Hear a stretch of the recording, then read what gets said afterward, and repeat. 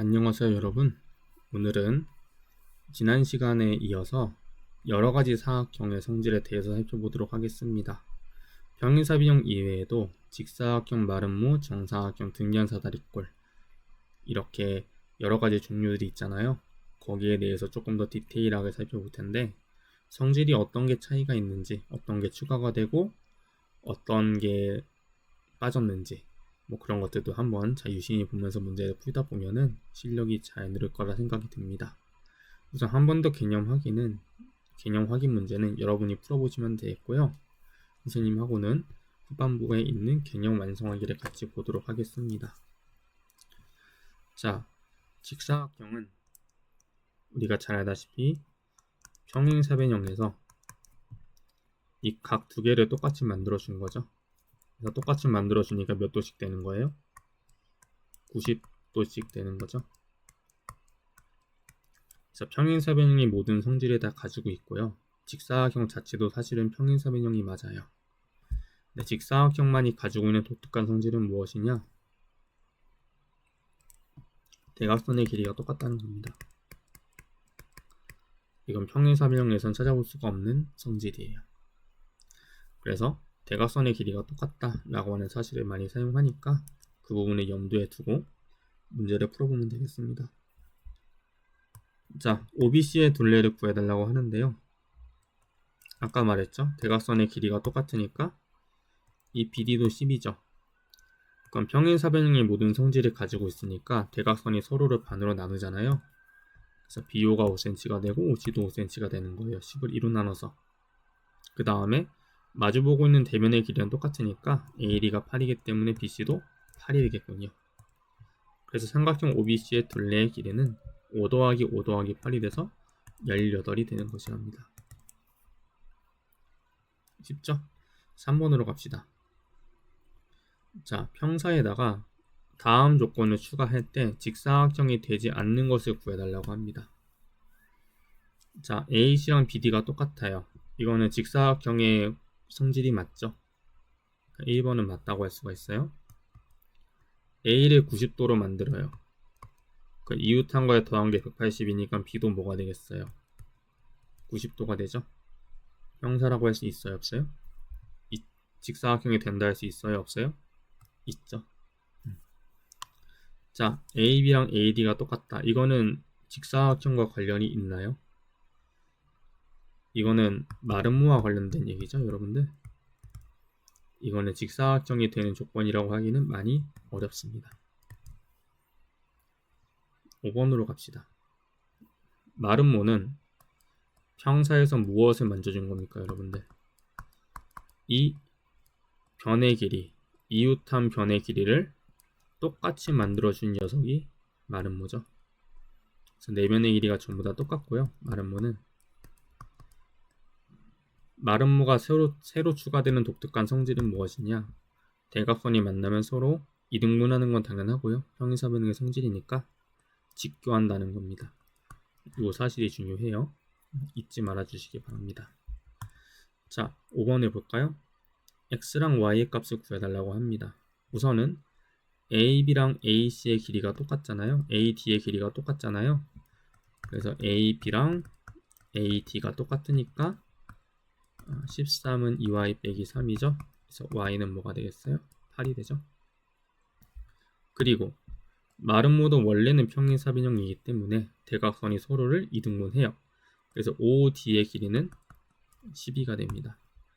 3x 플러스 6이 12가 되니까 3x는 6이 돼서 x는 2가 된다. 그래서 x랑 y를 더하면 10이 되겠네요. 괜찮죠? 자, 7번으로 갑시다. 어떤 조건을 추가해야 마름모가 되는지 찾아보고 싶어요. 추가했을 때 마름모의 뜻과 성질을 만족시키면 되죠. 하나하나 확인할까요? AB가 5cm가 된다. 이건 마름모의 뜻을 만족시키는 거죠. 당연히 맞습니다. BD가 10이다는 아무 상관이 없죠, 여러분들. OC랑 OD가 똑같다. 이거는 마름모하고는 전혀 상관이 없죠, 여러분들. 네 번째, B랑 D가 똑같다. 이거는 마름모가 아니어도 성립하는 거예요. 왜냐 얘는 평행사변형의 고유의 성질이에요. AOB가 90도가 된다. AOB가 어디 있습니까? 여기죠. 대각선이 만나는 게 직교한다는 마름모가 가지는 독특한 성질이 맞습니다. 그래서 1번과 5번이 바로 마름모가 되는 조건이라고 할 수 있는 것이죠. 9번으로 갑시다. 정사각형은 뭐라고 했었습니까? 수업 시간에? 이거 직사각형하고 마름모의 두 개의 성질 합쳐놓은 게 정사각형이라고 했죠. 직사각형의 성질을 가져가기 때문에 다 90도예요. 내각이. 그리고 대각선이 길이가 똑같고요. 마름모의 성질을 가져가기 때문에 모든 변의 길이가 똑같고 또 대각선이 직교예요. 그래서 직사각형과 마름모의 성질을 전부 다 가지고 있는 세종체가 정사각형이 되겠다. 이렇게 이해하자고 했었습니다. 이걸 바탕으로 9번을 풀어볼 것인데 대각선이 5일 때 ABCD의 넓이를 구하고자 합니다. 그러면 대각선의 길이가 다 똑같잖아요. 정사각형은. 그러니까 전부 다 5가 되죠. 그런데 이 녀석은 대각선이 직교하기 때문에 하나의 모로 생각할 수 있어요? 마름모로 생각할 수 있죠. 그럼 마름모의 넓이는 어떻게 구하죠? 대각선 곱하기 대각선 곱하기 2분의 1배 하면 마름모의 넓이를 구할 수 있죠.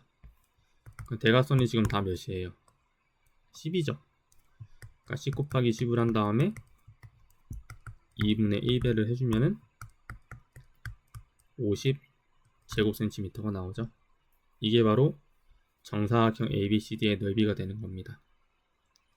그래서 우리가 이 AD를 구하는 것 대신에 정사각형은 원래는 뭐니까?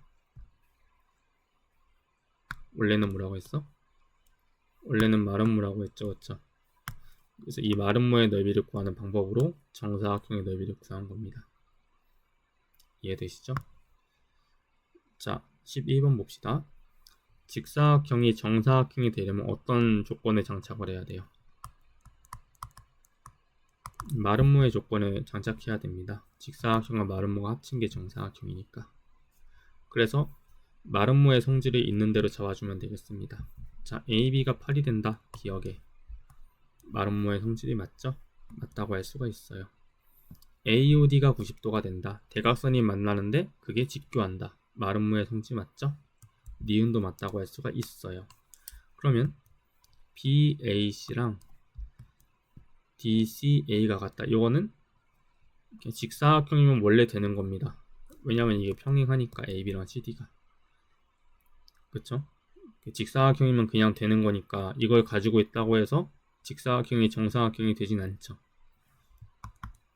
BD가 8이다. 아무 상관없죠. 이것도.